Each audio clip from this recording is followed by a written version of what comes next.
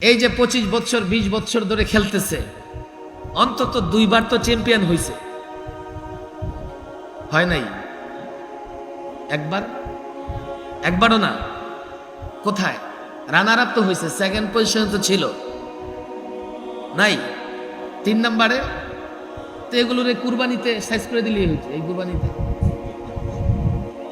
1000 কোটি টাকা ব্যয় করে দেশের পতাকা উঁচু করতে পারো না, 1 পয়সা যেখানে খরচ নাই, সেখানে বক্তব্য হেফজখানা থেকে আমার ছাত্ররা গিয়া মধ্যপ্রাচ্য গোটা আরবকে পরাজিত করে বাংলাদেশের পতাকা উত্তোলন করে। তোমরা তাদেরকে পছন্দ করো না।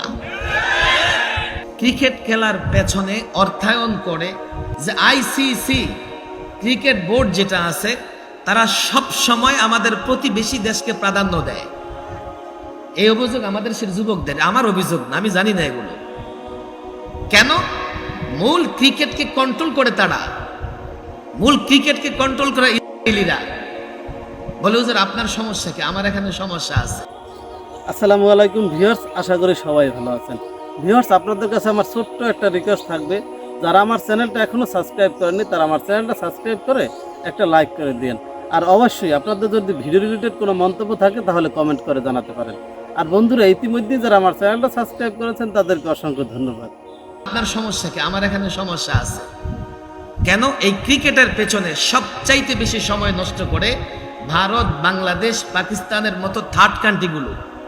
উন্নত রাষ্ট্রে ক্রিকেট নাই, ফ্রান্সে ক্রিকেট নাই, জার্মানিতে ক্রিকেট নাই, ইউরোপের অনেক দেশে ক্রিকেট নাই, জাপানে ক্রিকেট নাই। মিস্টার হিটলার নাম আমরা জানি, হিটলারকে দাওয়াত দেওয়া হয়েছে যে জার্মানি আর ফ্রান্সের ক্রিকেট ম্যাচ হবে, আপনি দেখতে আসেন। হিটলার বিকেল পর্যন্ত বসে বসে দেখছে, বিকেলে জিজ্ঞেস করে কে জিতেছে, তো তার আশেপাশের লোকেরা বলে এখনো বাকি আছে, কাল খেলবে, পরশু খেলবে, এরপরের দিন খেলবে, এরপরের দিন খেলবে, তারপরে রেজাল্ট আসবে। হিটলার বলে করে থাকি, বলে থাকি, সারাদিন পরে কোনো রেজাল্ট নাই, আবার নাকি রেজাল্ট 5 দিন পরে। মেজাজ গেছে গরম হইয়া, 5 দিন পরে জিজ্ঞেস করতেছে কে জিতেছে, কেউ জিতে নাই, খেলা ড্র হয়েছে।